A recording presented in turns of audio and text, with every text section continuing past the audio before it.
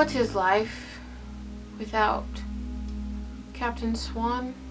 What is it? What does it look like? It looks like this. Sad fangirl clutches her favorite OTP pillow. I don't know how I'm supposed to do this review without turning into something else. Someone else. I'm sorry.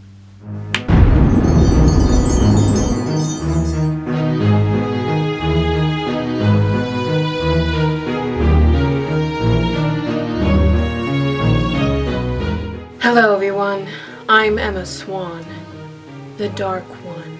I talk very low like this because when I wasn't dark, I talked like this. For any of you who haven't watched Season 5A yet, I would leave, or else I might take your heart. Y'all know I'm not going to be keeping the Dark Swan persona the entire time of this review. I just like to dress up.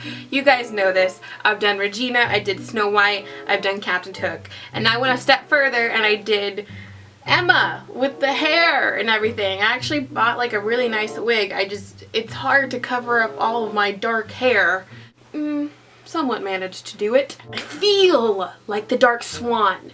So if my yelling and I sound like this starts coming out, you know I'm getting really into my character. Hello to anyone who has not officially been on my channel before. I'm Natasha. I love Once Upon a Time and I love to discuss it with all my oncers, okay? This season of Once Upon a Time was probably my favorite one yet.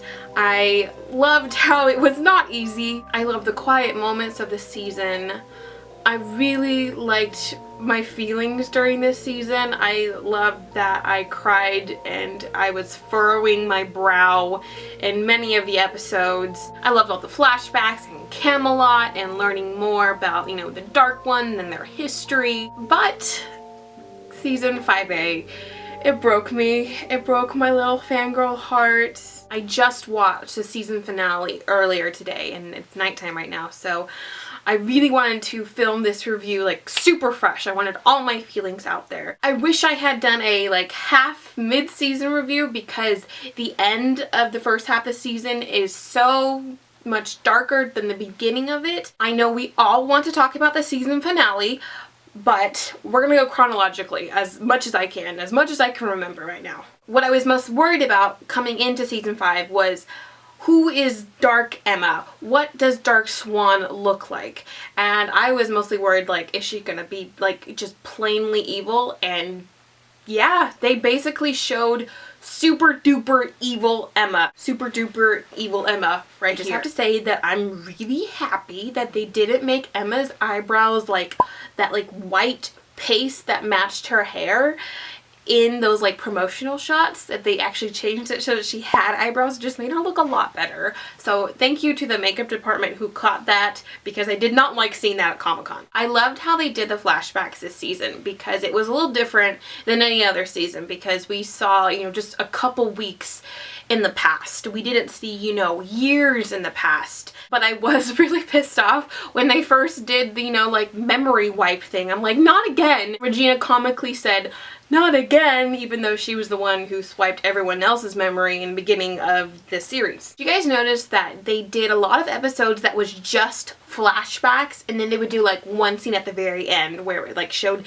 Emma and her evil plan. I have to say my favorite episode probably of the entire first half of the season, well, there might be two because they all have to do like with the Captain Swan moments, but I loved, I think it was the second episode, I don't remember, but it was where they had the ball and Emma came down in that beautiful white dress and Regina was, you know, pretending to be the savior, and that's when Henry showed that little princess girl Violet his like iPod or whatever, the music player that he was using in that song. I really love that song, and I was trying to find it before I was doing this review, but I couldn't remember what it was called. Because then he also showed her that same song because they all forgot what happened back at Storybrooke.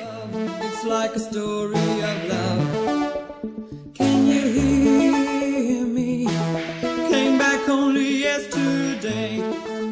Was that anybody else's favorite episode? I just thought it was like really lighthearted and nice, except, you know, when Robin Hood got like stabbed and he was gonna die, and then like that's when Emma first had to really use her magic, so it didn't really end off on a nice note. If the entire time Emma was trying to take the darkness out of both her and Killian, like, why was she so evil at the beginning of the show? I know she was like trying to push everyone away and do everything herself, but why would she bring that, I don't know, fairy realm demon thing to come snatch up, you know, Robin Hood's soul again? Why would she do that? I just feel like at the beginning her motives didn't match up after that plot twist was revealed and she was trying to get the darkness out of Killian. I totally forgot to like actually start with the beginning of the show, and that was the fan celebration Once Upon a Time special, The Dark Swan Rises. I actually got to be a part of that episode, which was so cool. That like whole night of, you know, the season premiere and then the special, I got to watch it with my entire family, like my grandparents, my uncles, my cousins. We all sat down and watched it. It was such a cool thing, and then like everyone was tweeting me like how excited they were about it. I can't believe that like I am somehow a part of Once Upon a Time in that way. That was just probably the best fangirl moment of the year for me, was being in Once Upon a Time. Even though they asked me to be on the show, I'm still mad at the creators of the show for what they've done to my poor little fangirl Captain Swan heart. Let's talk about Rumple here for a little bit. I remember back in Comic-Con, Robert Carlyle was talking about like how Rumple would be used in this new season. We didn't really see Rumple, or you know, the true self of Rumple, until I think maybe episode 5, when Emma revived him and wanted to use him as a hero. But he was with Emma's subconscious the entire time. She was like the infant newborn. Which brings me to one of my favorite scenes, was when, you know, Killian took her on the horse. He had her go riding. Oh, and they went to the field, which I felt like the field of flowers was like the meadow from Twilight. The whole sequence, like the writing and then, you know, the meadow and everything, you know, it was so lovely and romantic. And if I keep thinking about these lovely scenes, I'm gonna cry. It was really nice seeing Rumple as a hero, you know, kind of like the Heroes and Villains season finale in season 4. But like this time we actually got to see like real life Rumple being a hero, which was pretty awesome. So Merida is never my favorite Disney movie, and I'm not a big fan of that movie Brave. I am a little bit more now because they are Scottish, and you know my love for Outlander. It was really nice to see some Highlander men in my favorite television show. It was like fandoms colliding, Outlander and Once Upon a Time. I just realized that Outlander and Once Upon a Time both start with O's. I liked Merida towards the end. I didn't really enjoy her character at the beginning of the show. Not as much as I, you know, really truly loved Elsa and Anna in the beginning of season 4A. Did you guys ever think about like how freaking long ago season 4A is now? I remember in my review of 4A, Once It's Frozen, how frustrated I was with how easy everything is. And now, a year later, I would like to go back to that easy part, please. I would like some fluffiness. But it's not a TV show if it doesn't make you hurt. It's not a good story if it doesn't make you hurt. Yes, no matter how much I would like to go back to a fluffy point in Once Upon a Time, there's still fluffy moments. But I really liked the character development. I love the story arcs in this season. I would like to see them continue this like line of darkness, or at least explore Emma's character as Dark Swan a little further. Like, she's not the Dark Swan anymore, obviously. I had an inkling that we would finish up that storyline by the end of this half season. I really thought Emma was quite interesting as a Dark Swan, because honestly, I don't think Emma is interesting without her relationships in the show. I think Regina is probably the most interesting character now that she has like this redeeming fact about her. And I love Hook. That's why I love Emma and Hook together, because I just think their relationship was so interesting. Because Emma had to really knock down those walls, and Killian is just so much older, and he chose Emma to love. He chose to love Emma. Okay, I'm not gonna talk about Captain Swan right now. Hold on. So the episode The Bear King, that was in the 2-hour episode that, the 2 episodes that got smushed together because the AMAs were playing next weekend. I loved that episode. I didn't like the placement of the episode because all I wanted to know was what happened to Hook. We got the killer cliffhanger. We thought some of it was gonna be explained in that next half of the episode, but no. We got all backstory on Merida. I mean, we did get to see Ruby and Mulan, which was nice, but I did not like the placement of the Bear King. As usual, Belle was really in the foreground, I think, this half of the season, and she's obviously going to be in the foreground in this next half in the Underworld part of the season because she didn't go with them to the Underworld. Belle really helped this season, especially with, all the reading that she had to do and, finding spells and things to conquer, certain evils that were coming into Storybrooke. We didn't get to see a lot of Belle. We didn't get to see a lot of Henry. I also don't like the fact how we aren't seeing a lot of Outlaw Queen, which is Robin Hood and Regina's relationship, because I really like them together. A lot of course, the first half of the season was focused on Emma and Hook. And of course, I'm not going to complain about that, but I would like to see some, of those quiet moments with, Robin and Regina. We saw a lot of, the Swan Queen relationship, the canon relationship on TV, which was really nice because I love seeing, Regina and Emma be friends because, they both have, a son basically together. And then Regina leads into Zelena.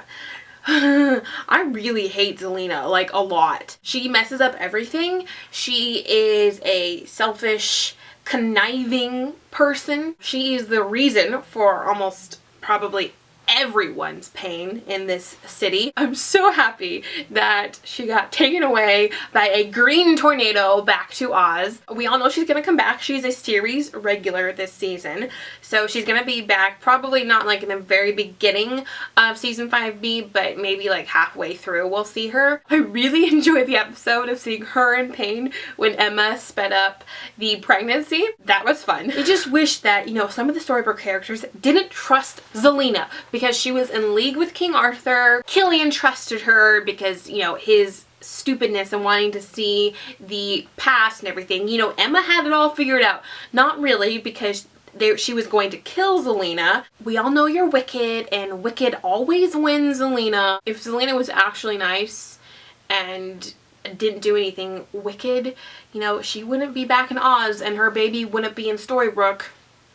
I think it's probably about the time that we start heading into the season finale, okay?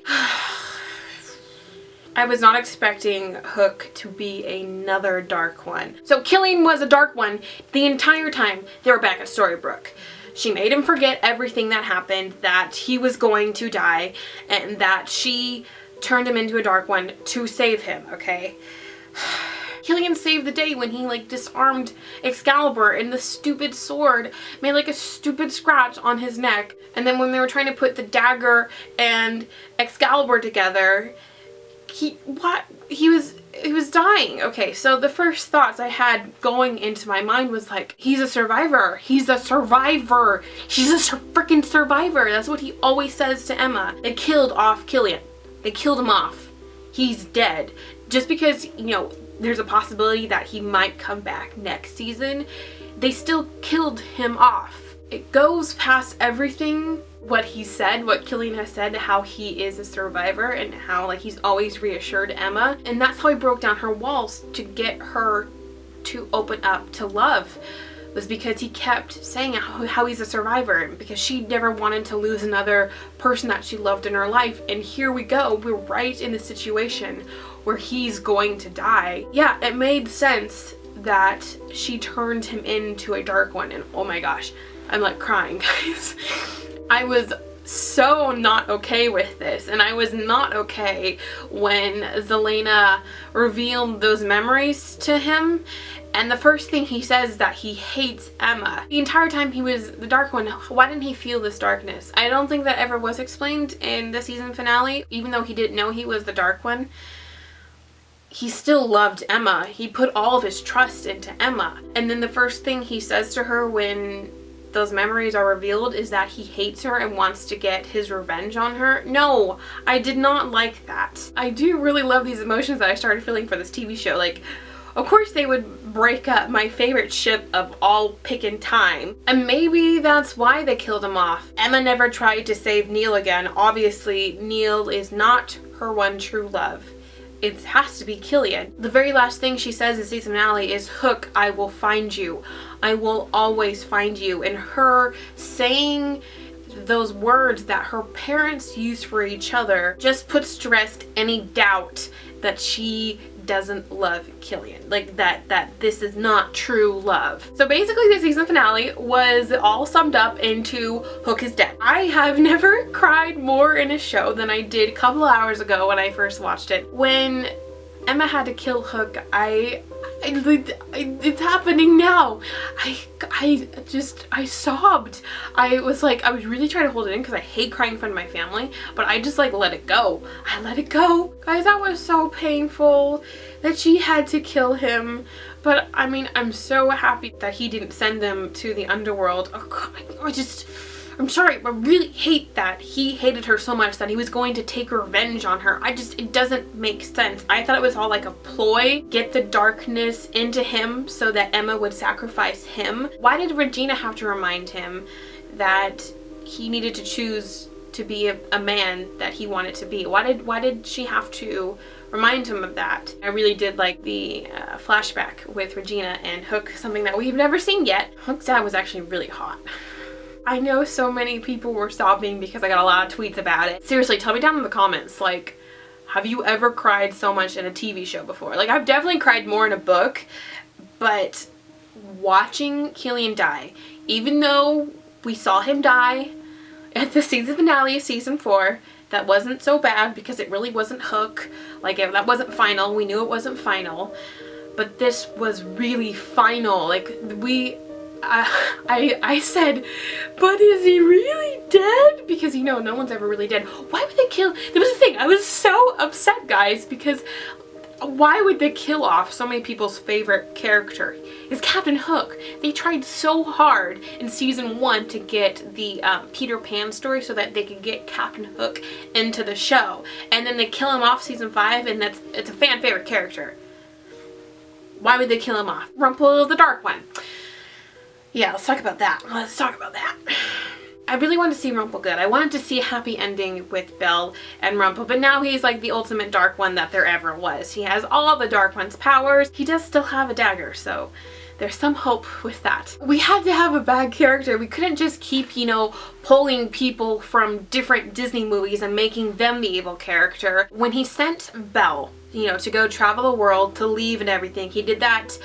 I think he did that selfishly. I don't think he did it selflessly like Belle thought he did, because he already had this plan in place to make himself the ultimate dark one, and he didn't want Belle to see him like that.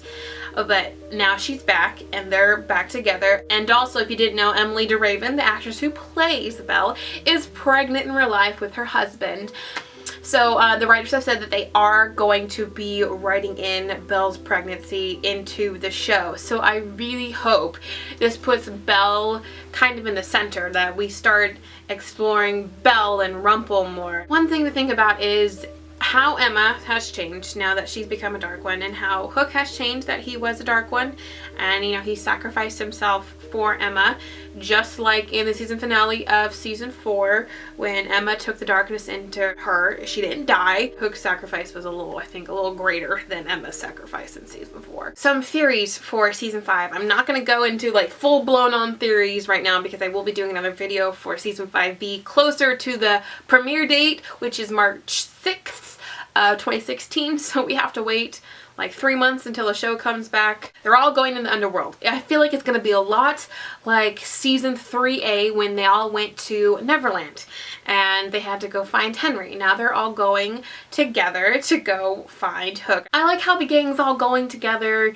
That's really nice. I just don't want them to stay in the Underworld for the entire season, because I really did not like Neverland because they weren't in the town, but they are in the town. So the Underworld is Storybrooke, but just like distorted. The Underworld is not hell. It's not where people go to live out, you know, the entirety of their lives in hell. It is where, in the fictional world, souls go who have unfinished business. When we come back to the 100th episode of Once Upon a Time on March 6th, we'll be seeing a slew of old faces. So Peter Pan's coming back, Cora's coming back. She's kind of like the mayor of this Underworld Storybrooke, so she's gonna have, you know, the same set as Regina. We're gonna see Mila.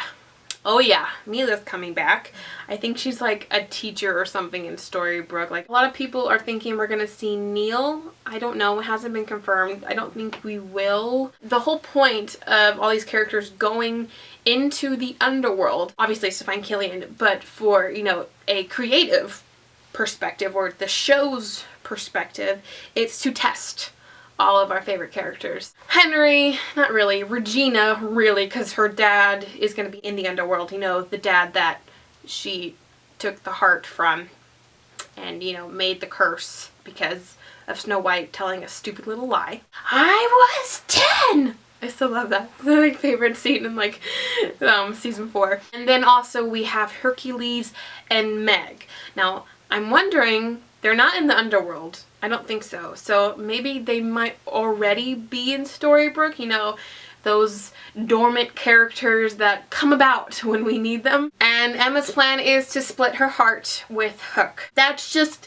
right there, okay? Right there, guys. It's true love. So, will we see a wedding by the end of season 5? I really hope so. Cruella de Vil is coming back as well for the 100th episode, and Ruby and Mulan are coming back as well. Seeing Mulan back again, and then Ruby and Mulan. I wonder if they're gonna get together, you know? Okay, guys.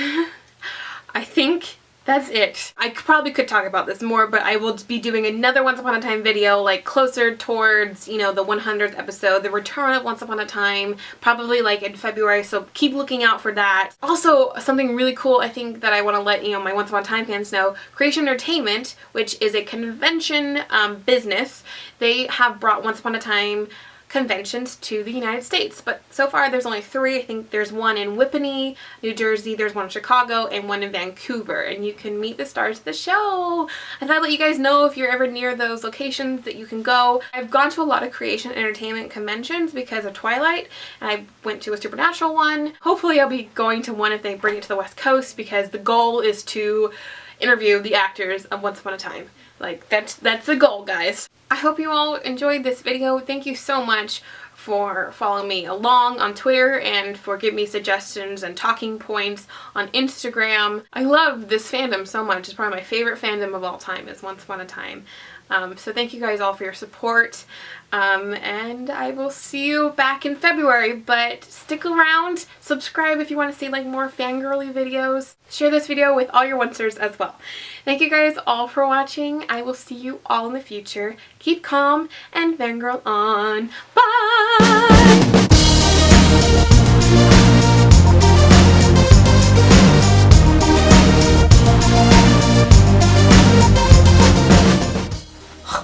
I'm wearing a wig, and I'm wearing a leather jacket, and I'm really hot. What?